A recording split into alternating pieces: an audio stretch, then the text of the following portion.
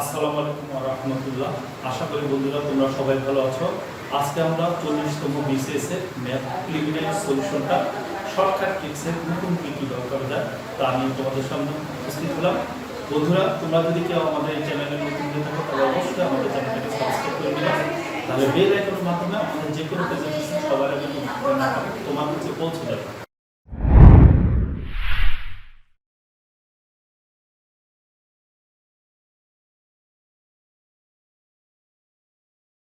আসসালামু আলাইকুম ওয়া রাহমাতুল্লাহ। ইজি ম্যাথ সিয়াম স্কুলের পক্ষ থেকে সকলকে শুভেচ্ছা। নিঃসন্দেহে বন্ধুরা তোমরা সবাই ভালো আছো? আলহামদুলিল্লাহ আমি অনেক ভালো আছি।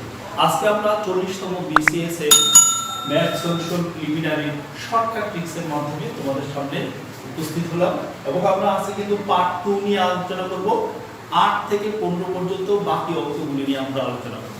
তো বন্ধুরা তোমরা যারা আমাদের এই চ্যানেলে আজকে নতুন তারা অবশ্যই বলবো যে প্রথম থেকে শেষ পর্যন্ত আমাদের সাথে থাকবা, তাহলে আর কথা না বাড়িয়ে চলো মূল আলোচনায় যাই।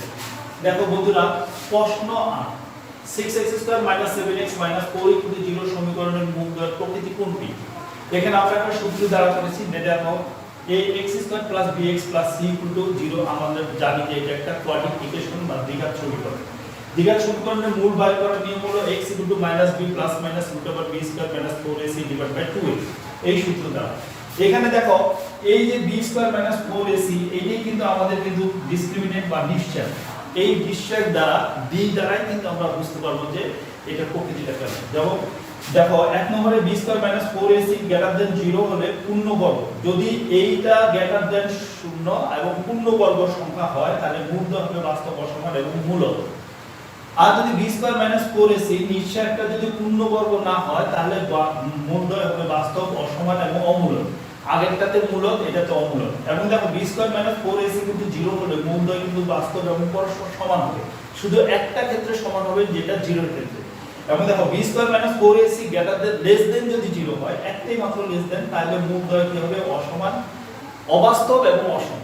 তাহলে আমাদের এখানে অবাস্তব কথা দিয়ে আসলে তেমন কোনো কিছুই নাই, তার মানে এই একটা আছে অবাস্তব। তার মানে এখন আমরা কম্পেয়ার করলে বুঝতে পারবো যে আসল উত্তরটা কি। তাহলে দেখো আমরা দ্বিঘাত সমীকরণের সমীকরণটা লিখলাম। এখানে দেখো ax² + bx + c = 0 স্ট্যান্ডার্ড সমীকরণ। এটার সাথে যখন আমরা কম্পেয়ার করব তখন দেখো a এর মান আমাদের 6 এবং b এর মানটা আমাদের দেখো -7।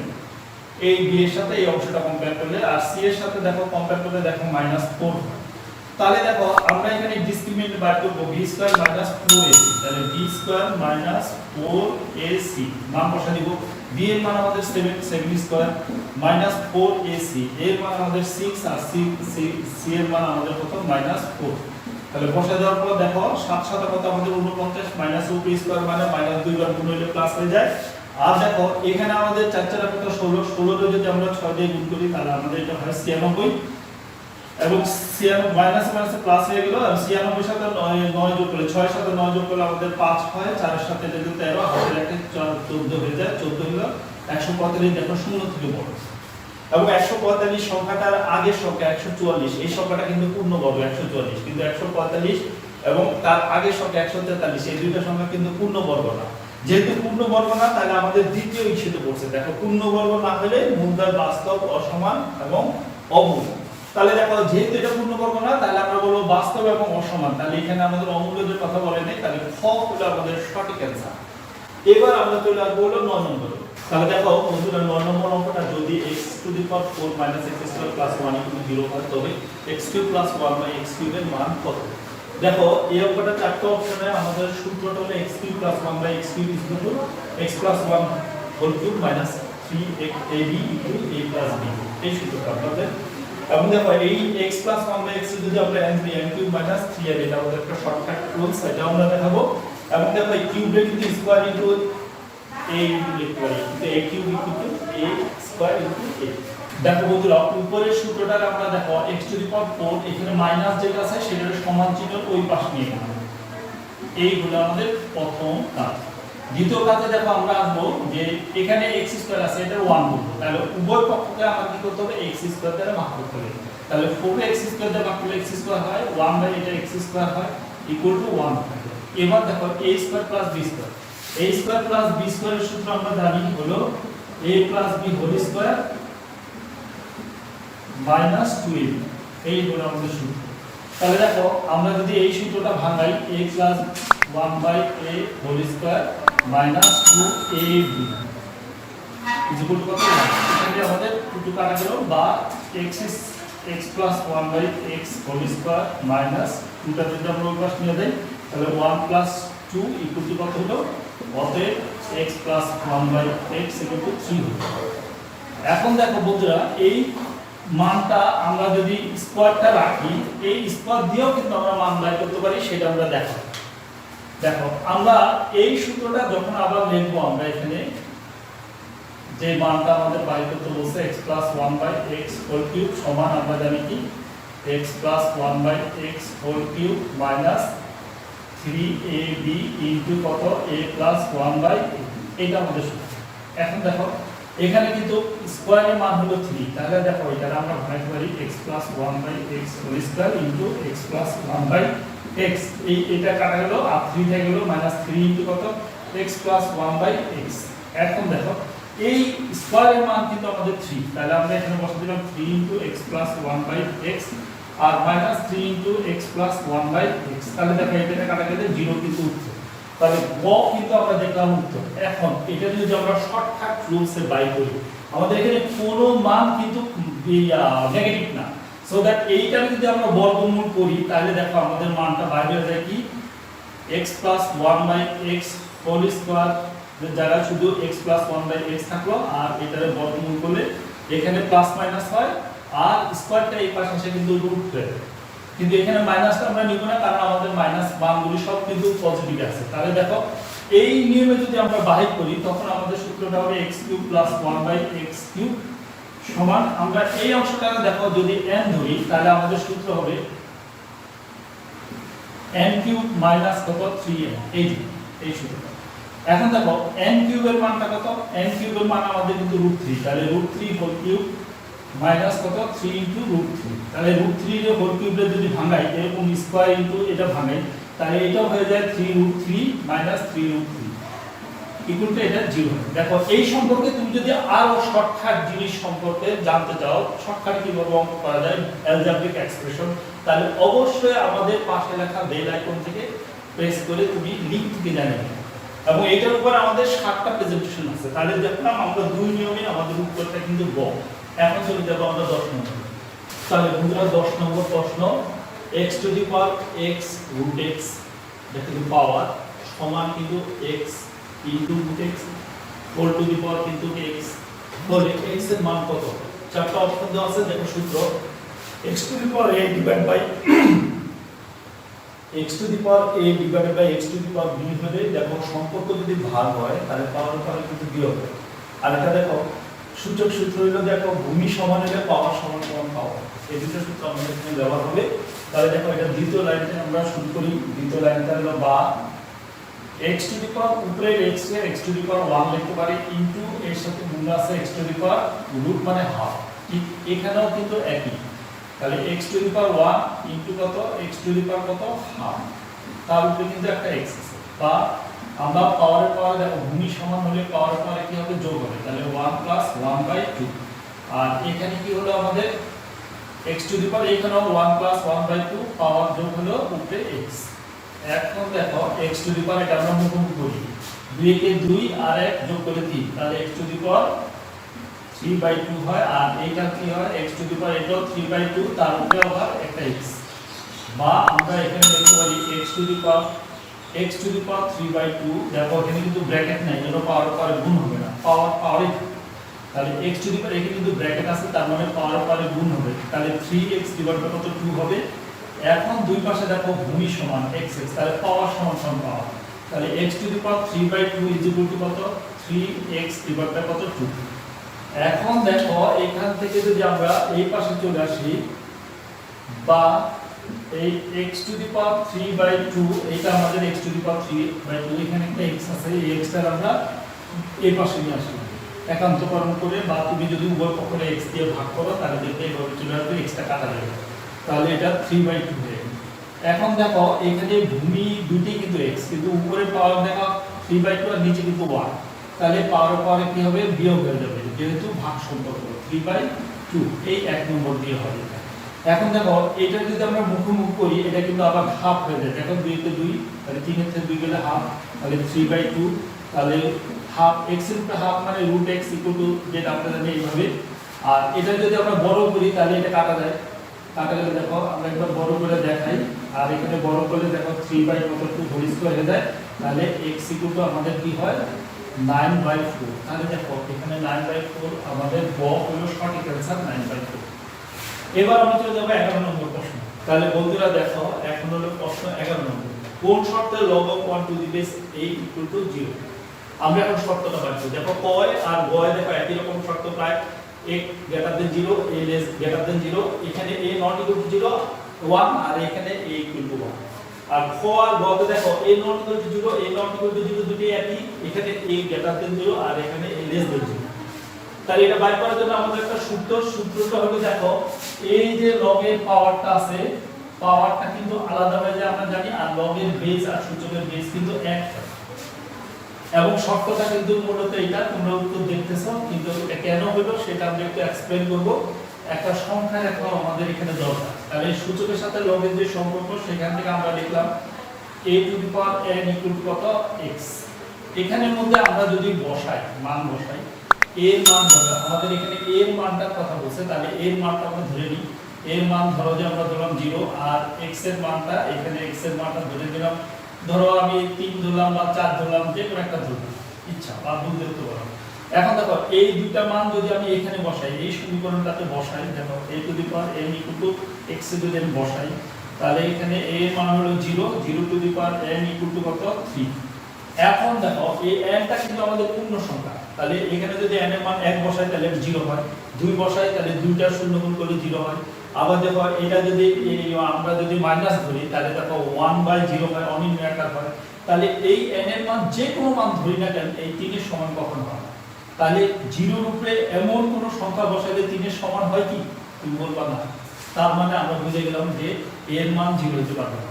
তার মানে এর মান যেহেতু 0 হইতে পারবে না, তাহলে কি হবে, হয় এর মান 0 থেকে বড় হবে আর নলে এর মান 0 থেকে ছোট হবে। কিন্তু আমরা জানি লগারিদম কখনোই নেগেটিভ হয় না, সো দ্যাট এটা বাদ। তাহলে আমরা কিন্তু একটা শর্ত পাই গেলাম যে এর মানটা গ্রেটার দ্যান 0 হবে, আরেকটা এইটা পাই, আরেকটা দেখো। এবার দেখো এর মানটা যদি আমরা এবার যদি 0 1 ধরি আর x এর মানটা যদি 4 ধরি, তাহলে এই সমীকরণে যদি আবার বসাই তাহলে দেখো 1 টু দি পাওয়ার n = কত 4। তাহলে n এর মান যদি 1 ধরি তাহলে 1 টু দি পাওয়ার 1 মানে 1, n এর মান যদি 2 ধরি তাহলে 2 বার 1 এর গুণ করলে কিন্তু 2, যাই ধরে রাখেন দেখো এটা 1 ই হয়। এবার মাইনাস যদি ধরি তাহলে 1/1 তাও 1 হয়, যত কিছু ধরি না কেন এটা উপরে 0 ধরলেও কিন্তু 1 হয়। তাহলে কি এই n এর মানটা এমন কোন মান আছে কি যেটা ধরলে এই 4 এর সমান হয়? তাহলে আমি বলবো না। তার মানে আমরা বুঝে গেলাম যে এর মানটা 1 নয়, এবং এর মানটা যেহেতু গ্রেটার দ্যান 0 তার মানে আমাদের এই শর্তটা কিন্তু স্যাটিসফাই করছে, সো দ্যাট আমরা বলতে পারি আমাদের সঠিক উত্তরটা হলো কি ক হলো আমাদের সঠিক উত্তর। এবং দেখো এইখানে যদি আমরা এটা বসাই তাহলে এইখানে দেখো এর মানটা 0 না, তাহলে পজিটিভ, তার মানে এই দিকের মানগুলি সব, এবং নেগেটিভ মানগুলি কি লগারিদমে বাদ যায়। তাহলে দেখো এবার আবার আমরা দেখলাম যে x এর মানটা যদি 1 হয় তাহলে এই 1 বাদটাও কিন্তু বাদ যাবে। তাহলে 0 আর 1 এর মাঝখানে অসংখ্য সংখ্যা, সেই সংখ্যা প্লাস হলো তার থেকে বেশি সংখ্যা যেগুলো আছে সেগুলি হলো এটা সত্য। তার মানে a গ্রেটার দ্যান 0 আর a নট ইকুয়াল টু 0 হলো। এই সম্পর্কে যদি তুমি আরো কিছু জানতে চাও তাহলে অবশ্যই আমাদের পাশে লেখা বেল আইকন থেকে প্রেস করে লিংক থেকে জেনে নিবা। লগারিদমের উপর আমাদের 3টা পার্ট আছে, সেখানে আমরা এটা নিয়ে বিস্তারিত আলোচনা করব। এবার চলে আসবো আমরা 12 নম্বরে। তাহলে দেখো বন্ধুরা প্রশ্ন 12, চিত্রে কোণ PQR সমান 55 ডিগ্রি। এই চিত্রে দেখো PQR সমান 55 ডিগ্রি, তার মানে আমাদের এই কোণটা হলো 55 ডিগ্রি। তারপর বলছে LRN হলো 90 ডিগ্রি। দেখো LRN এই পুরো কোণটা আমাদের হলো 90 ডিগ্রি। এরপর আমাদের বলছে দেখো PQ সমান্তরাল MR, তাহলে PQ এই রেখাটা সমান্তরাল, তাহলে দেখো এই কোণটা 55 ডিগ্রি হলে এই মাঝখানের এই কোণটাও কিন্তু 55 ডিগ্রি আমরা বলবো। আচ্ছা এরপর দেখো PR আর QR কিন্তু সমান, এই PR আর QR আমাদের সমান। তাহলে দেখো এটা আবার কিন্তু আমাদের একটা সূত্র লাগবে, সেটা হলো ত্রিভুজের সমান সমান বাহুর বিপরীত কোণ দ্বয় পরস্পর সমান। তাহলে দেখো এই বাহুটা যেহেতু এই বাহুটার সমান, তাহলে এই বাহুর বিপরীত দিকের কোণ হলো এটা, আর এই বাহুর বিপরীত দিকের কোণ হলো এটা, এবং এই দোনোটা কোণও কিন্তু সমান। তার মানে এই কোণটা আমাদের 55 ডিগ্রি। এখন দেখো আরেকটা হলো ত্রিভুজের যে কোনো দুইটা কোণের সমষ্টি যদি 90 ডিগ্রি হয়, তাহলে একটা কোণ বাইর করব হলো 90 ডিগ্রিতে, আরেকটা কোণ বিয়োগ করলে আমাদের কোণটা বাইর হবে। তাহলে দেখো এখানে আমাদের বলছে কোণ এম আর পি এর মান নিচের কোণটি M R P, M R P, এই যে মাঝখানের এই কোণটার মানটা কত, দেখো এই কোণটার মানটা আমাদের বাইর করতে বলছে, চারটা অপশন আছে। তাহলে দেখো যেহেতু এল আর এম এই কোণটা 90 ডিগ্রি, তাহলে আমরা বলবো এম আর কিউ এই কোণটা আমাদের 90 ডিগ্রি, এই পুরোটা 90 ডিগ্রি। তাহলে এই মাঝখানে কোণটা যদি আমাদের 55 ডিগ্রি হয়, তাহলে এটা বাইর করার নিয়ম হলো 2 নম্বর পদ্ধতি। তাহলে আমরা বাইর করব কোণ পি আর এম সমান 90 ডিগ্রি থেকে আমরা এই 55 ডিগ্রি যদি বাদ দিয়ে দিই, তাহলে যখন আমাদের কোণটা বাইর হবে, এবং কোণটা কত ডিগ্রি হবে, 10 আছে 5 হলে কত, 5 7 হলে 1 6 6 হলে 3 35 ডিগ্রি। তাহলে ভ 35 ডিগ্রি হলো আমাদের সঠিক অ্যানসার। এটা হলো আমাদের 35 ডিগ্রি।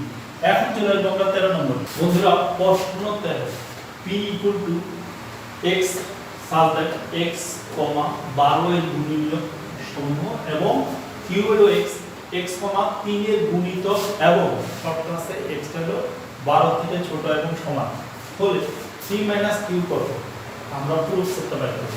তাহলে দেখো এখানে আমরা দেখব যে 12 গুণিতক, দেখো 12 রে আমরা যদি 2 দিয়ে ভাগ করি, তাহলে 6 × 2 = 12। 12 গুণিতক হলো যে সকল সংখ্যা দ্বারা 12 কে ভাগ করা যায়। মানে এমন ভাবে তুমি নামটা করবা যে দুটো সংখ্যা গুণ করলে 12 হয়, তাহলে তার কে, তাহলে p দেখো এখান থেকে যদি আবার আমরা ভাগ করি, তাহলে দেখো 2 দিয়ে ভাগ করলে কত, 3। এইটার সহযোগিতায় কিন্তু আমরা এটা বাইর করে ফেলবো।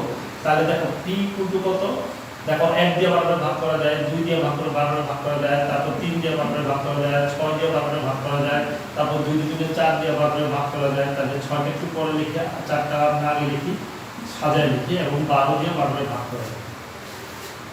তার মানে 12 গুণিতক বাইরে হলো আমাদের p, আর q হলো দেখো 3 এর গুণিতক, যেই গুলি হলো 12 থেকে ছোট। তাহলে qটা দেখো আমাদের কিভাবে বাইরে হবে, qটা বাইরে হবে দেখো 3 এর গুণিতক। 3 এর গুণিতক আসলে 3 এর নামটা পড়লে হয়। তাহলে 3 কে 3 দুগুণে 6, 3 3 9, 3 4 কত 12, এবং দেখো এটা কিন্তু 12 থেকে ছোট, তাহলে 12 সমান পাই গেলাম আমরা আমি এইটুকু। তাহলে এখন এখানে আমরা যদি p থেকে q যদি বাইর করি, p - q যদি পুরো সেটটা বাইর করি, আমরা দুইটা সেট লিখি, তাহলে তো বুঝতে সুবিধা হবে। 1 2 3 4 6 12, আর এটা মাইনাস আছে q হলো কত 3 6 9 আর 12। এখন দেখো এখানে যে কমন গুলি আছে, কমন গুলি যদি তুমি বাদ দিয়ে দাও, তাহলে আমি যদি কমন গুলি বাদ দিয়ে দাও, এই কমন গুলি, তাহলে কি থাকলো, তাহলে 1 2 4, এইটাই হলো আছে। তার মানে এটার অর্থ হলো p তে আছে কিউতে নাই। দেখো এইভাবে p তে আছে কিউতে নাই, তুমি যদি এক রকম জিনিসগুলি বাদ দিয়ে দাও, তাহলে বাহির করতে সবচেয়ে সহজ। তাহলে দেখো এটা আমাদের উত্তর। তাহলে ক হলো আমাদের উত্তর। দেখো 1 2 4 দ্বারা যেই মানে সেট হয় সেটা আমাদের উত্তর। এখন আমরা চলে যাব 14 নম্বর। এখন দেখো প্রশ্ন 14, cos nπ/2 অনুক্রমটির চতুর্থ পদ কোনটি? এখন দেখো বন্ধুরা, আমরা এখানে দেখলাম যে আমাদের n এর মান কিন্তু 4, কারণ চতুর্থ পদ কোনটি বাইর করতে হচ্ছে। তাহলে 4টা যদি আমরা এখানে বসা দিই, পদ 4π/কত 2, এটা যদি আমরা কাটাকাটি করি, তাহলে 2 হয় সমান সমান cos 2π। তাহলে দেখো cos 2π রে কিন্তু আমরা দুই রকম লিখতে পারি। দেখো 2π + 0 লিখলে কিন্তু আমাদের cos-ই থাকে, আর এখানে যেহেতু জোড় সংখ্যা, এটা যদি আমরা মনে করি এইভাবে ভাঙাই, 4 × π/2 প্লাস কত 0, তাহলে আমরা জানি 90 ডিগ্রির সাথে যদি জোড় সংখ্যা হয়, তাহলে cos-ই থাকে, এবং ফার্স্ট কোয়াড্রেন্টে cos কিন্তু 0 ডিগ্রি হয়, তাহলে cos 0 হলো কত 1। কিংবা ধরো আমরা যদি এই যে এখানে সূত্র লিখছি, সূত্র অনুসারে যদি আমরা এটাকে এইভাবে ভাগ করে দিই, দেখো cos 2 * কত π এর মান 180 ডিগ্রি ভাগ করে দিই, তাহলে এভাবে হয় cos কত 360 ডিগ্রি। তাহলে 360 ডিগ্রির cos আমরা লিখতে পারি কত 4 * কত 90 ডিগ্রি প্লাস কত 0 ডিগ্রি। তাহলে এখানে যেহেতু 4 ইন্টু 90 ঠিক একই মতো দেখো একই, তাহলে এখানে আমরা cos দিয়ে লিখবো কত cos 0 ডিগ্রি, কারণ জোড় সংখ্যার সাথে 90 ডিগ্রি কিন্তু থাকলে আমাদের ক অনুপাতে চেঞ্জ হয় না, যেটা আছে সেটাই থাকে ফার্স্ট কোয়াড্রেন্টে হওয়ার কারণে এটা 0 হলো আর এটা কত 1। তাহলে দেখো আমাদের এই 1 হলো খ হলো সঠিক উত্তর। এখন আমরা চলে যাব 15 নম্বর শেষ অঙ্কটা। তাহলে প্রশ্ন দেখো 15 নম্বর, 6 জন খেলোয়াড়কে সমান সংখ্যক দুটি দলে কতভাবে বিভক্ত করা যায়। এখানে চারটা অপশন দেওয়া আছে, সূত্র দেখো NCR factorial n factorial divide by factorial r, আর এখানে হলো n minus r factorial. Factorial n মানে তোমরা জানো n ইনটু n মাইনাস 1 মানে পরের সংখ্যাটা থেকে শুরু করে একবারে সবচেয়ে ছোট সংখ্যা এক পর্যন্ত গুণফল। ফ্যাক্টরিয়াল 6 মানে দেখো 6 into 5 into 4 into 3 into 2 into 1। তাহলে দেখো আমাদের এখানে কিন্তু ছিল 6 জন খেলোয়াড়, তাহলে 6 জন খেলোয়াড়ে আমরা দুইটা দলে ভাগ করব। তাহলে দুইটা দলের থেকে সমান সংখ্যক, তাহলে একটা দল থেকে যদি 3 জন নিই তাহলে আরেকটা দলে দেখো 3 জন থাকে। তাহলে আমাদের সূত্রটা দেখি তো এনসিআর, তাহলে আমরা দেখো এখানে 6 সি আর হলো আমাদের 3, তাহলে এটা যদি আমরা ভাঙাই তাহলে ফ্যাক্টরিয়াল 6 ফ্যাক্টরিয়াল 3 হলো দেখো নিচে 8 টা হলো আমাদের ফ্যাক্টরিয়াল 3, আর তারপর হলো 6 মাইনাস 3 মানে 3 ফ্যাক্টরিয়াল। এখন দেখো 6 এর যদি আমরা ভাঙাই 6 into 5 into 4 into 2 3 into 2 into 1, আর নিচে ফ্যাক্টরিয়াল 3 ইনটু 3 ইনটু 2, আবার এটা হলো 3 ইনটু কত 2, তাহলে 2 এর সাথে 2 কাটা, 3 এর সাথে 3 কাটা। এবার দেখো এই 2 দিয়ে যদি 6 এ কাটি তাহলে 3 হয়, 3 দিয়ে কাটলে চলে যায়, তাহলে 4 5 কত 20। তাহলে দেখো সঠিক উত্তরটা আমাদের 20। বন্ধুরা তোমরা যারা বিশেষ পরীক্ষা দিবা তাদের জন্য দেখো এইটুকু অঙ্ক করার কোনো দরকারই নাই, সে কিন্তু দেখি কিন্তু বুঝতে পারো যে 6 থেকে সমান সংখ্যক দুটো দল হলে 3 হবে, তাহলে ফ্যাক্টরিয়াল এটা হবে, আর এটারে তুমি কোনো রকম ক্যালকুলেটর করলে কিন্তু উত্তরটা তুমি পেয়ে যাবে। তাহলে বন্ধুরা আমরা কিন্তু এই যে আজকে যে আলোচনাটা আনলাম সেখানে কিন্তু আমরা মুখোমুখি করার জন্য চেষ্টা করছি। তো তোমরা যারা বিশেষ পরীক্ষা দাও তারা সবাই কিন্তু এক্সট্রাঅর্ডিনারি এবং সবাই খুবই মেরিটোরিয়াস আমরা জানি, তবে আমি একটা পরামর্শ দিব, তোমরা যারা বিশেষ পরীক্ষা দিব ভবিষ্যতে ভালো চাকরি করবে তারা অবশ্যই ইন্টারমিডিয়েট পর পাস করার পর থেকে শিক্ষার্থী পড়ানোর চেষ্টা করবা, বিশেষ করে এসএসসি এবং এইচএসসি। তাহলে তুমি কোথাও নিয়োগ পরীক্ষা আমার মনে হয় আটকাবে না। এবং আমাদের এই আজকের আলোচনা কিন্তু শুধু বিশেষ পরীক্ষার্থীদের জন্য, যে কোনো নিয়োগ পরীক্ষার জন্য প্লাস হলো নবম এবং দশম শ্রেণীর ছাত্রদের জন্য খুবই অপরিহার্য। তো বন্ধুরা তোমরা যদি আমাদের এই আজকের আলোচনা ভালো লেগে থাকে তাহলে অন্তত পক্ষে একটা করে আমাদের লাইক দিবা, কমেন্টস করবা এবং তোমার বন্ধুদের মাঝে শেয়ার করে দিবা। পরবর্তীতে আমরা কারেন্ট প্রশ্ন সলিউশন নিয়ে তোমাদের সামনে হাজির হবো, সেই পর্যন্ত অপেক্ষা থাকবা। আল্লাহ হাফেজ, আসসালামু আলাইকুম।